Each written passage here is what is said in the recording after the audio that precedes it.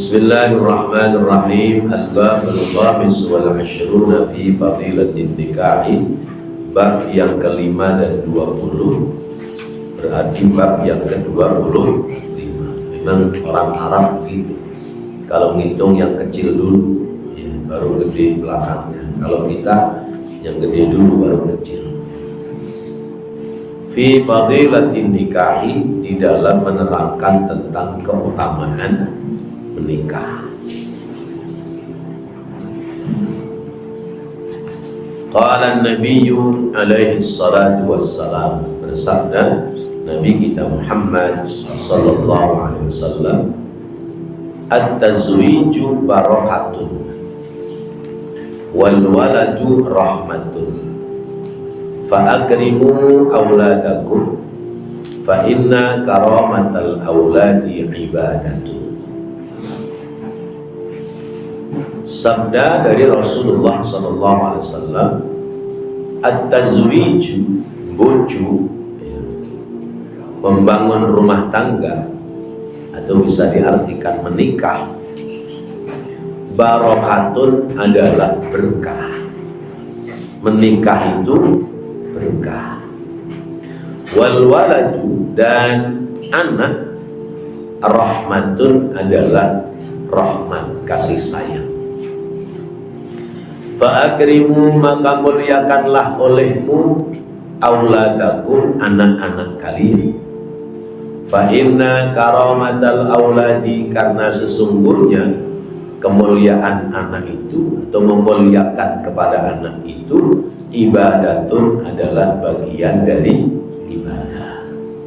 Mari bapak-bapak dan saudara-saudara, kita baca terlebih dahulu bersama-sama. Bismillahirrahmanirrahim. Bismillahirrahmanirrahim. Al-babul khamisu wal 'ishruna, bab yang ke-25, fi fadilatin nikahi, menerangkan tentang keutamaan menikah. Qala an-nabiyyu, telah bersabda Nabi Muhammad sallallahu alaihi wasallam, at-tazwiju, menikah itu barakatun, keberkahan. Wal waladu, dan anak itu rahmatun, kasih sayang. Fa'akrimu, maka muliakanlah olehmu auladakum, anak-anakmu. Fa'inna, karena sesungguhnya karamatal auladi, memuliakan anak itu, ibadatun, merupakan ibadah. Bapak-bapak, hadirin dan saudara-saudara, yang lalu babnya tentang bertaubat, tentang jadi orang melarang, kemuliaan jadi orang melarang. Sekarang babnya tentang keutamaan menikah. Udah pada nikah semua apa belum? Ada yang belum. Ada yang sudah tapi belum lagi, gitu maksudnya. Ya. Iya. Semua sudah, ya. Tapi ada yang sudah selesai, kemudian belum lagi. Ada yang belum selesai, belum lagi juga, karena nggak ada keberanian. Ada yang belum lagi juga. Iya. Gitu, ya. Masya Allah. Amin aja. Coba kita lihat di tengahnya.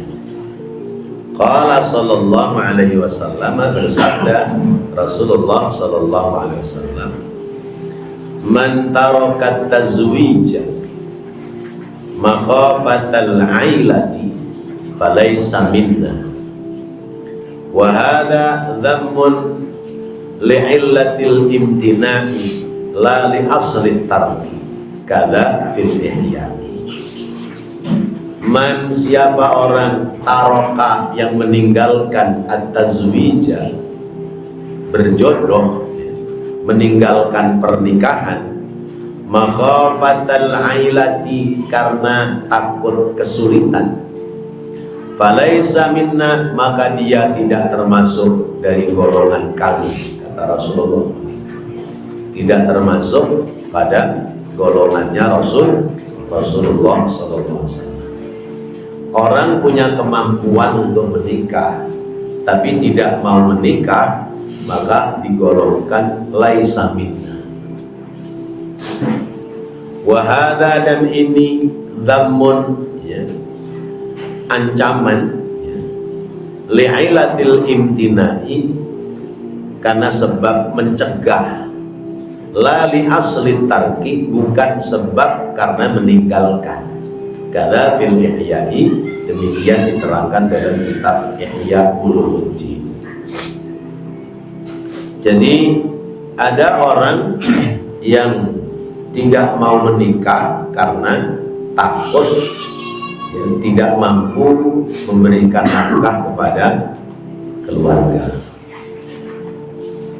Kalau tidak nikah karena memang dia tidak ingin mengecewakan pasangan hidupnya, karena tidak punya kemampuan untuk untuk urusan nafkah batin, ya, itu masih bisa dimaklumi, ya. Tapi kalau tidak nikah karena takut kesulitan dalam hidup, seolah orang itu tidak percaya kepada Allah, ya. Seolah tidak percaya kepada Allah. Kenapa? Karena Allah sudah siap memberikan rizki kepada kita. Jangankan kita makhluk manusia, binatang saja semua sudah ada bagian rizkinya masing-masing. Maka jangan takut menikah. Jangan takut menikah.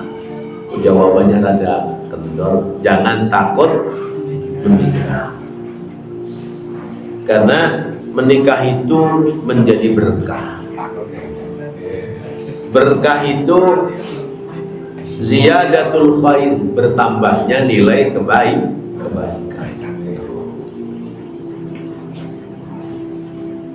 Kata Rasulullah, ya, di hadis yang lain, ya ma'syarasy syabab man istata'a minkum al-ba'a falyatazawwaj. Hai para pemuda, siapa di antara kalian yang sudah punya istita'ah, punya kemampuan untuk menikah, falyatazawwaj, maka segera menikah. Fa innahu aghaddu lil basari wa ahsanu lil farj. Karena itu bisa membendung maksiat mata dan bisa mengendalikan liarnya kemaluan. Menikah itu membendung maksiat mata dan mencegah liarnya kemaluan. Kalau sudah menikah kan ada yang disalurkan, ada salurannya. Kalau belum menikah, bantal bisa sobek, Pak. Iya, bantal mulu yang dikekepin, lama-lama sobek itu bantal. Ini pemuda, ya. Nah kalau pemuda kolot atau remako, ya wallahu a'lam, itu mah sesuai dengan kapasitasnya masing-masing. Nah kalau gejolak kemampuan masih ada, biar kata remako, remaja kolot, maka falyatazawwaj, menikah. Karena menikah itu aghaddu lil basari wa ahsanu lil farj, bisa membendung penyakit mata, ya, dari liarnya mata, dan juga bisa mengendalikan syahwat dari kemaluan kita. Fa illam yastati fa alaihi bisawm. Kalau tidak ada kemampuan untuk menikah, sementara gejolaknya tinggi, fa'alaihi bisawm, maka hendaknya sering-sering puasa. Fa'innahu lahu wija, karena itu menjadi pengendali, ya, pengendali. Kalau tidak, ya sabun bisa cepat habis. Pulang balik kalau ke kamar mandi, lama di kamar mandi, dikirain ngapain, nggak taunya. Masya Allah.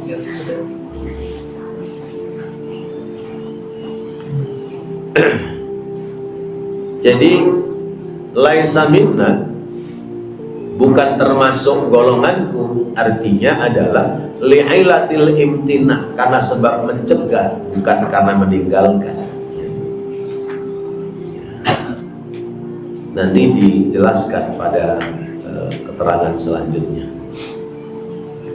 Jadi kita diperintahkan untuk menikah, dan menikah itu adalah ibadah yang panjang, ya, ibadah yang lama, yang panjang, ya, yang nikmat, ya. Ibadah yang paling nikmat, yang paling lama adalah menikah.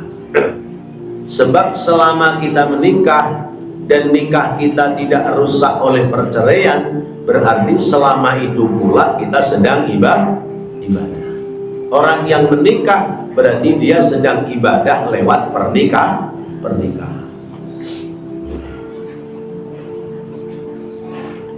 Ada yang mengatakan nikmatud dunia salasa, ya. Kenikmatan dunia itu 3, ya. Pertama, aklul laham, ya, makan daging. Yang kedua, dakhlul laham, memasukkan daging. Yang ketiga, rokibal laham, ya, menaiki daging. Urusannya daging semua itu, ya. Urusannya daging semua. Nah, itu kenikmatan dunia, ya. Menikah adalah keberkahan, ya. Sebab orang belum menikah itu belum bisa menghimpun harta secara maksimal. Tapi kalau orang sudah menikah, maka akan terhimpun harta secara maksimal. Anak muda biar kaya, ya, itu piring nggak punya, ya. Rak piring nggak punya, ya. Gelas nggak punya, tatakan nampan nggak punya, ya. Ya. Boleh jadi dapurnya nggak punya, bisa jadi rumahnya juga nggak punya selama dia masih sendirian, karena mungkin masih ngandelin, ya, rumah tinggal orang tua. Tapi begitu menikah, yang tadinya tidak punya, dia akan punya. Gelas kebeli, ya, tatakan kebeli, nampan kebeli, piring kebeli, rak piringnya kebeli, dapurnya kebeli, rumahnya kebeli, sekalipun boleh jadi belinya baru tiap bulan, ya. Ada beli kontrak atau beli nyicil. Tapi dengan sebab berumah tangga, tadinya nggak punya rumah tinggal, akhirnya punya rumah tinggal dan seisinya. Nah, itu bentuk keberkahan dari orang berumah tangga. Wal waladu rahmatun, ya. Wal waladu apa wal walidu? Wal waladu, ya. Wal waladu rahmatun, dan anak itu rahmat, anak itu kasih sayang. Karena itu anak, ya, itu dari kata al-inna, wadah, ya. Belayan hati, curahan jiwa itu adanya pada anak. Kalau orang menikah lalu kemudian punya anak, maka tingkat kasih sayangnya menjadi berbeda. Tingkat kasih sayang dalam rumah tangga menjadi berbeda karena sudah ada anak. Kalaupun lelah, ya, capek kerja seharian, begitu pulang melihat anak, maka hilang lelahnya, kembali segar. Umpamanya ada sedikit selek, ya, cekcok pikir, nggak cocok sama istri dalam berpendapat, kemudian ya melihat anak, nyawang anak, akhirnya akur kembali, rukun kembali. Kenapa? Karena yang dipikirkan adalah anak. Maka anak adalah al-ina, wadah, ya. Belayan hati, curahan jiwa, ya. Karena itu kalau orang menikah lama nggak punya anak, itu hampa, ya, hampa. Orang menikah kecepatan punya anak, ada yang bilang, waduh belum puas itu honeymoonnya, tahu-tahu sudah punya anak, ya. Tapi yang merasakan ya berdua, karena kebahagiaan hidup dalam berumah tangga apabila kemudian sudah dikaruniai anak. Anugerah dari Allah, rahmat, kasih sayang. Karena itu fa'akrimu auladakum, muliakan anak-anakmu, ya. Sudah punya anak ya jangan diterlantarkan. Anak kudu dimuliakan. Memuliakan anak bukan berarti memanjakan anak. Memuliakan anak bukan berarti orang tua nyembah kepada anak. Tapi memuliakan anak artinya jadikan anak-anakmu menjadi orang-orang yang mulia. Kerja keras kita, banting tulang, ya. Peras keringat, ya. Iya, banting tulang, peras keringat. Ya maklum kerjanya tukang daging, jadi tulangnya dibanting-banting dulu. Banting tulang. Untuk apa? Untuk anak. Kerja lelah untuk siapa? Untuk anak. Mula-mula anak dingajikan, disekolahkan biar ngerti agama. Basic pertama terhadap anak adalah agama. Kemudian sesudah itu mau disekolahkan kemana, itu selanjutnya. Yang pokok adalah agama. Kenalkan dulu anak kita dengan agama. Ngertikan baca Quran, ngertikan tentang ibadah, ngertikan tentang wajib dan haram, sunnah dan makruh, ngertikan tentang tugas dan tanggung jawab. Kalau itu sudah ngerti, sudah mentok bagus, silakan mau sekolah di mana, urusan lain, ya. Sekolah di jurusan ekonomi, jadilah dia ekonom yang tahu tentang agama. Sekolah di ketentaraan, jadi tentara, ya, tentara yang mengerti agama. Sekolah di kepolisian, polisi yang mengerti agama. Pendeknya disekolahkan di mana saja, basic agamanya bagus, maka dia akan menjadi orang yang luar biasa. Itu makna akrimu auladakum, muliakanlah anak-anakmu. Muliakan, mulai dari ya lahir itu sudah dipikirkan namanya siapa yang pantas, kemudian pendidikannya seperti apa, terus seperti itu. Adapun dalam perjalanannya anak itu kok belok, maka itu adalah bagian dari ujian kita sebagai orang tua. Karena anak itu di samping menjadi belayan hati, curahan jiwa, tapi juga anak ada yang menjadi ujian. Bahkan dalam Al-Quran, anak ada yang menjadi musuh. Anak menjadi musuh. Nah, kita berharap ya anak-anak kita, cucu-cucu kita menjadi orang-orang baik, orang-orang ahli ibadah. Karena itu terhadap anak ya, itu nasehatin, ya, nasehatin, contohin, ya. Jadi ajarin, nasehatin, contohin, ajarin yang baik-baik. Kalau ada yang belok, nasehati. Terus kemudian contohin, kasih contoh yang baik kepada anak kita. Kalaupun tiga-tiganya sudah jalan tapi belum juga baik, terakhir adalah doain terus. Doain terus menerus supaya kemudian menjadi anak-anak yang baik. Jadi akrimu auladakum, muliakan anak-anakmu, artinya adalah berikan bimbingan agama, pilihkan pendidikan yang benar supaya kemudian dewasanya menjadi orang-orang baik. Fa inna karamatal auladi ibadatun, karena sesungguhnya kemuliaan terhadap anak itu bagian dari ibadah. Kita ngongkosin sekolah, ngongkosin ngaji, itu catatan di sisi Allah adalah ibadah. Kita kerja, nyari rezeki, niatan untuk nafkah keluarga, maka itu bagian dari ibadah. Ya, karena itu terhadap anak kita ngasih nafkah, itu jangan dipikir itu sia-sia. Di situ ada nilai ibadah kita di sisi Allah Subhanahu wa Ta'ala. Fa akrimu auladakum fa inna karamatal auladi ibadatu. Wa qala alaihi salatu wassalam, dan bersabda Nabi kita Muhammad sallallahu alaihi wasallam, an-nikahu sunnati faman raghiba an sunnati falaysa minni.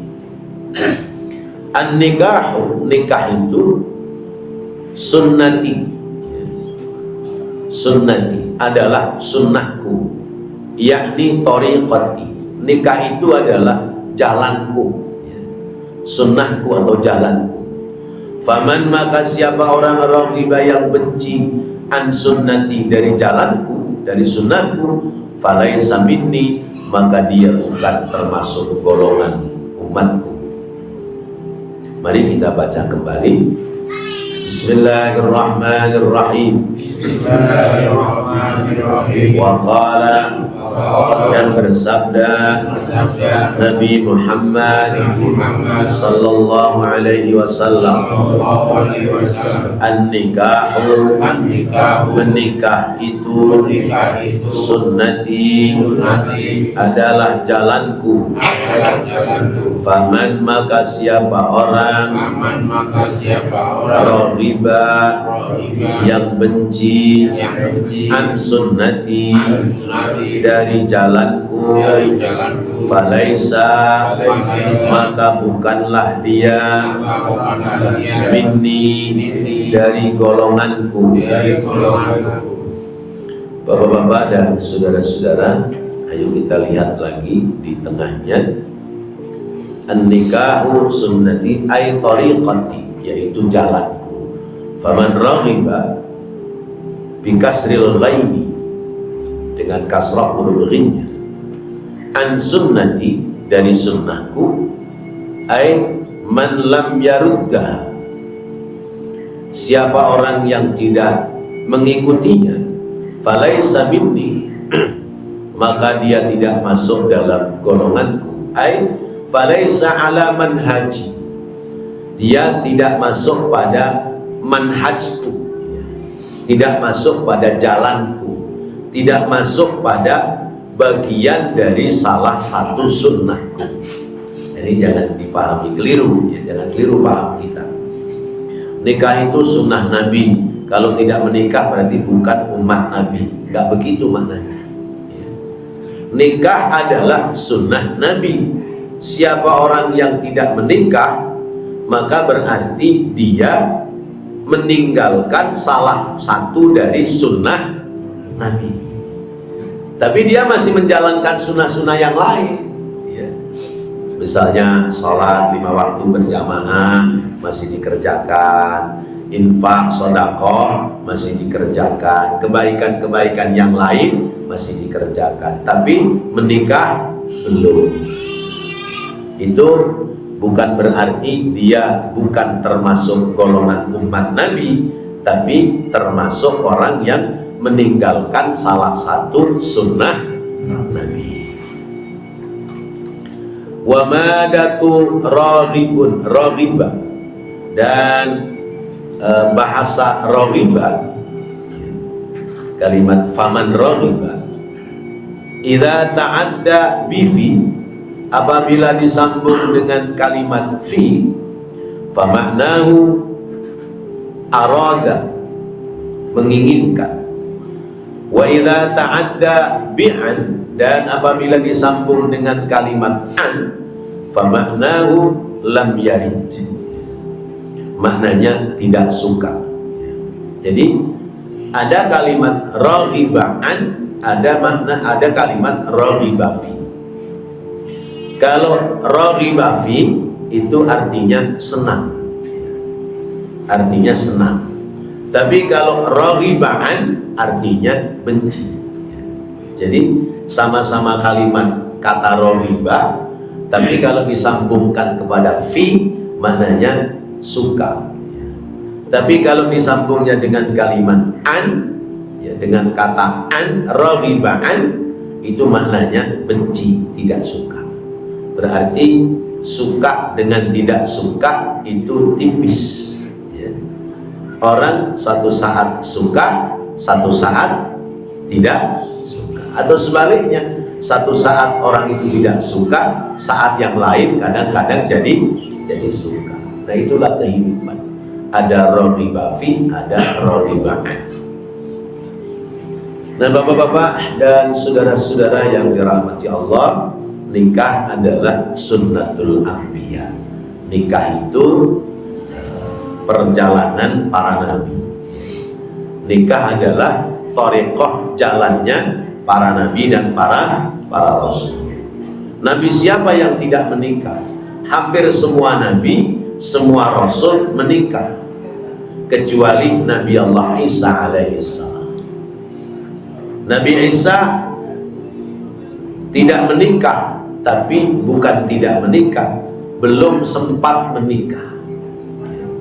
Nabi Isa belum sempat menikah, Nabi Isa belum sempat membangun rumah tangga, sudah keburu dikejar-kejar oleh umatnya. Maka Nabi Isa diselamatkan oleh Allah Subhanahu wa ta'ala.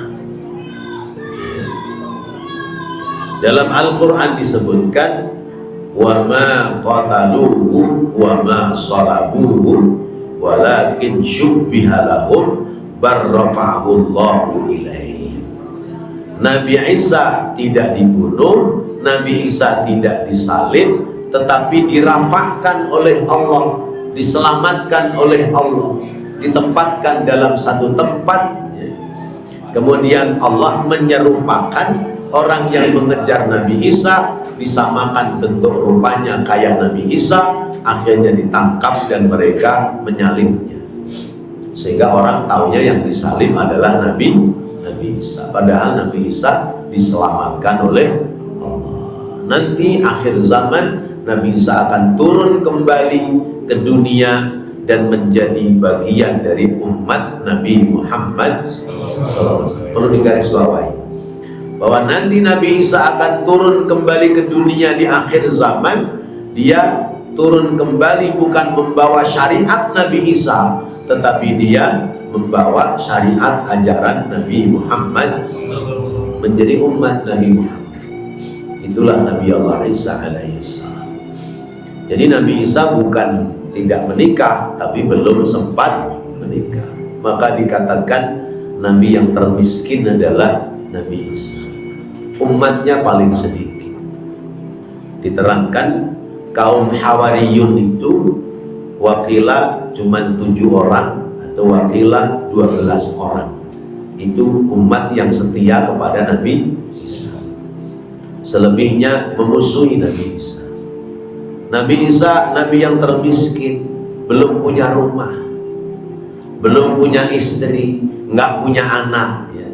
Nabi-nabi yang lain ada yang berumah tangga. Hampir semua Nabi berumah tangga dan punya keturunan. Nah, itu salah satunya. Karena itu, faman raghiba an sunnati falaysa minni. Siapa yang menyalahi dari sunnahku, tidak menyukai, membenci kepada sunnahku, maka dia tidak termasuk dalam golongan umatku, tidak masuk dalam golonganku. Nah, bapak-bapak hadirin dan saudara-saudara, ya, 2 hadis sudah kita baca. Barangkali ada yang mau bertanya atau menambahkan, dipersilakan. Alhamdulillah, tidak ada yang bertanya, berarti paham semua. Satu hadis lagi. Ya. Wa qala alaihi salam, dan bersabda Nabi Muhammad sallallahu alaihi wasallam, al-harairu salahul baiti wal ima'u fasadul baiti. Al-harairu, harair itu jamak, asalnya hurratun. Kalau perempuan hurratun, kalau laki-laki hurrun. Bukan harair dari kata harir, tapi dari kata hurrah, merdeka. Hurrah, merdeka. Hurriyah, merdeka. Dikit lagi nih ya, mau acara merdeka ya, besok ya. Tahu udah merdeka apa belum sih sebenarnya? Ya, negaranya udah merdeka berapa puluh tahun, tapi warganya nggak tahu udah pada merdeka apa belum. Ya. Al-harair, wanita-wanita yang merdeka, wanita-wanita yang bebas dari kekuasaan orang lain. Salahul baiti adalah menjadi maslahat untuk membangun rumah tangga. Wal ima'u, dan budak-budak, wanita-wanita yang diperjualbelikan. Fasadul baiti adalah membuat kerusakan dalam rumah tangga. Jadi ini bisa dua makna, makna zahir dan makna batin. Makna zahirnya, laki-laki kalau mau menikah, nikahilah wanita-wanita merdeka di zaman Rasulullah. Jangan menikahi wanita-wanita budak. Lah kenapa? Sebab wanita-wanita yang terbebas itu, wanita-wanita yang bukan budak itu, pernikahannya halal, sah. Karena nikah itu ada 3 macam. Pertama namanya nikah agama, yang kedua nikah negara, yang ketiga nikah adat. Ada pernikahan agama, ada pernikahan negara, ada pernikahan secara hukum adat. Nikah agama, orang Islam ya nikahnya dengan agama Islam. Laki-lakinya muslim, perempuannya muslim, sah. Lalu kemudian ya, nikah agama itu baru halal secara hukum agama. Supaya halal secara hukum negara, maka dibawa ke KUA menjadi nikah agama yang sah menurut ketentuan hukum negara. Buktinya sah mana? Ada buku nikah. Karena kepemilikan yang sah itu harus ada tanda bukti. Sementara negara kita adalah negara kertas. Jadi kalau kita punya bukti kertas, maka sah milik kita. Tapi kalau nggak ada bukti kertas, disangsikan, jangan-jangan bukan miliknya. Misalnya kita beli sepeda motor, ditanya sama orang, motor siapa nih? Motor saya. Buktinya mana? Apa yang Bapak keluarkan? Iya, surat STNK, ya, surat tanda nomor kendaraan atas nama siapa? Oh, atas nama saya. Bener, berarti milik saya. Bapak punya rumah, punya tanah, buktinya apa? Surat tanah. Kalau ditunjukkan surat tanahnya atas nama Bapak, oh iya benar. Kalau surat tanahnya atas nama orang lain, wah nggak benar, ini bukan milik dia. Bapak punya istri yang sah, buktinya apa? Kertas, surat surat nikah. Nah kalau surat nikahnya nggak ada, wah nggak sah itu. Nah, itu sah secara hukum negara. Ada lagi pernikahan adat, ini boleh jadi zaman dulu. Suratnya hilang. Kalau suratnya hilang, pingin punya surat lagi ya nikah lagi aja sama orang lain. Ntar punya buku nikah lagi, tapi sama orang lain. Ya, sengaja itu Pak, sengaja dihilangin itu ya. Biar bisa nikah lagi.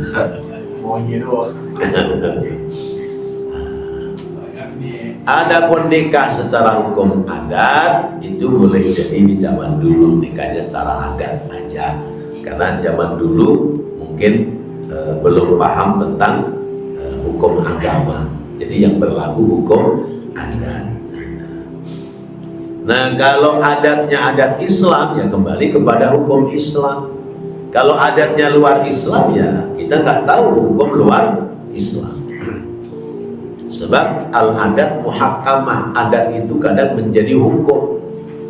Sepanjang adat itu tidak menyalahi syariat, maka boleh dijadikan sebagai ketentuan hukum. Karena apa? Dalam Al-Quran itu ada kata ya, ada dua kata tentang syariat, tentang aturan agama. Ada khairun, ada ma'rufun.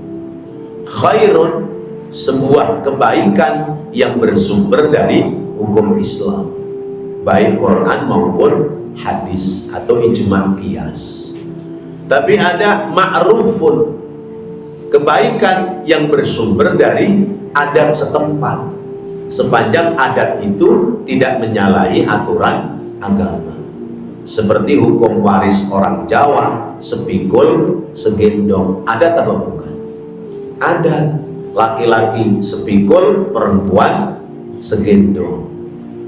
Ternyata adat Jawa itu sama persis dengan ketentuan Al-Quran, lin dzakari mislu hadzil unsayain. Bagi laki-laki dia mendapati hak waris 2 kali bagian perempuan. Karena perempuan gak mungkin mikul, bisanya gendong. Nah ini namanya adat yang tidak bertentangan dengan syariat. Al-Quran dalam pernikahan Allah menyebutkan wa'ashiruhunna bil ma'ruf, pergaulilah istrimu itu dengan cara-cara yang ma'ruf, cara-cara yang santun sesuai dengan ketentuan adat yang berlaku di masyarakat, sepanjang tidak bertentangan dengan ketentuan hukum agama. Nah itu menikah. Lalu kenapa menikah kok dengan orang-orang yang merdeka? Sebab ini zahirnya hadis, kalau menikahi orang merdeka ijab qabul akad nikah resmi.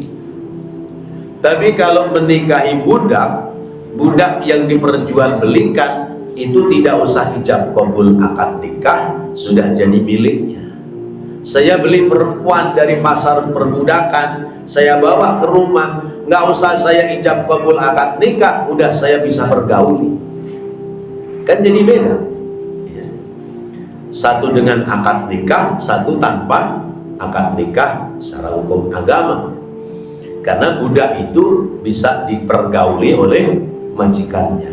Nanti kalau budak itu hamil melahirkan anak, anaknya anak merdeka.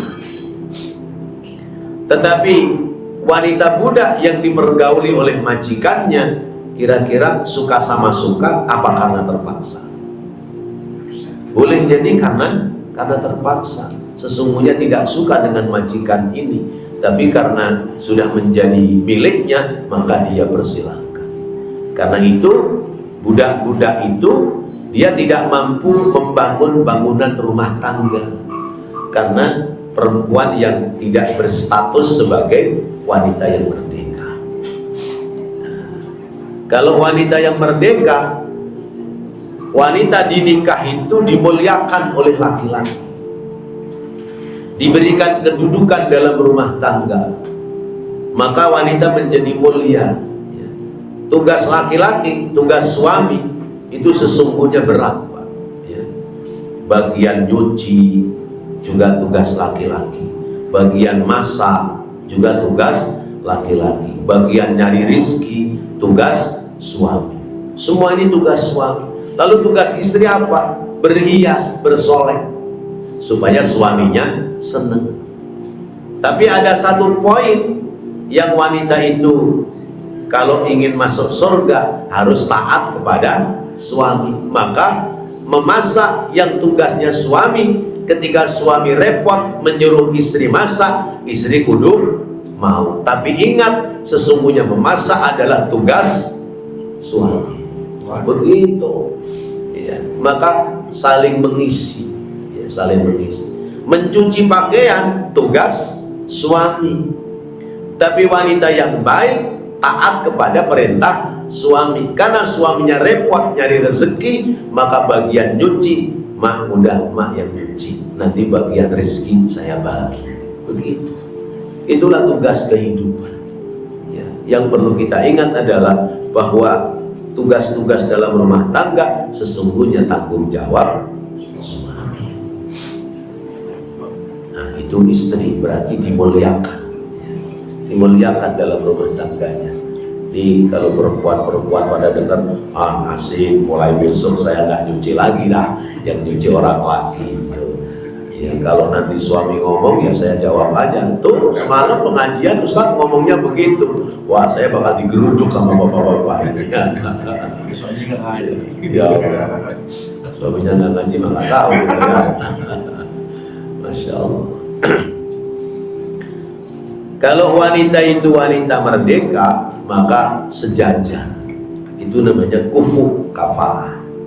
Sehingga dia bisa menata dalam bangunan rumah tangga, punya tanggung jawab. Lah kalau wanita budak, wanita yang diperjualbelikan, dia nggak ada tanggung jawab dalam membangun rumah tangga. Maka dikatakan oleh Nabi ya, kalau menikahi wanita merdeka, maka dia akan bisa membangun rumah tangga, menata rumah tangga dan keluarga. Tapi kalau menikahi budak, fasadul bait ya, rumah tangganya menjadi kacau ya, jadi kacau karena ini perempuan tidak pada posisi dimuliakan dalam rumah tangga. Ini makna zahir dalam hadis ini.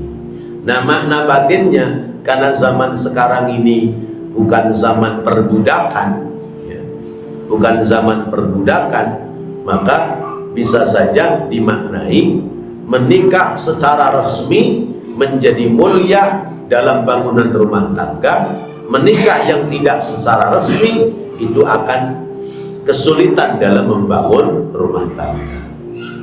Atau menikah ya, menikah yang dihalalkan secara hukum agama dan hukum negara menjadi kemuliaan dalam bangunan rumah tangga. Tapi kalau kumpul-kumpul tanpa nikah tapi kawin, maka itu akan merusak pada bangunan rumah tangga. Nanti babnya ke bawahnya urusan zina ya. Bahayanya zina seperti apa? Masya Allah, kita dituntun oleh kitab ini supaya memahami agama perlahan-lahan, terus dibimbing. Oh, orang hidup harus menikah. Menikah itu membangun keberkahan. Oh, menikah itu nanti punya anak. Jangan khawatir, semua sudah ada rezekinya masing-masing. Karena apa? Anak adalah karunia rahmat dari Allah Subhanahu wa ta'ala. Maka yang sudah punya kemampuan nikah, ayo segera menikah. Yang sudah selesai paripurna pernikahannya, terus masih ada kemampuan bisa nikah, silakan menikah lagi. Ada duda, cari janda. Ada janda, cari duda. Karena duda itu maknanya sudah tidak ada yang diajak ngadu dada, maka singkatannya duda. Adapun janda sudah tidak ada yang diajak bercanda. Tuh, nah biarin dah pada ngumpul dinikah-nikahin supaya kemudian terbangun lagi rumah tangga yang selanjutnya. Wallahu a'lam bishawab. Mudah-mudahan menjadi ilmu yang bermanfaat. Amin ya Allah ya Rabbal alamin. Rabbana taqabbal minna innaka antas samiul alim wa tub alaina innaka antat tawwabur rahim. Rabbighfir warham wa anta khairur rahimin. Wa sallallahu ala sayyidina Muhammad wa ala alihi wa sahbihi wa sallam. Walhamdulillahi rabbil alamin. Assalamualaikum warahmatullahi wabarakatuh.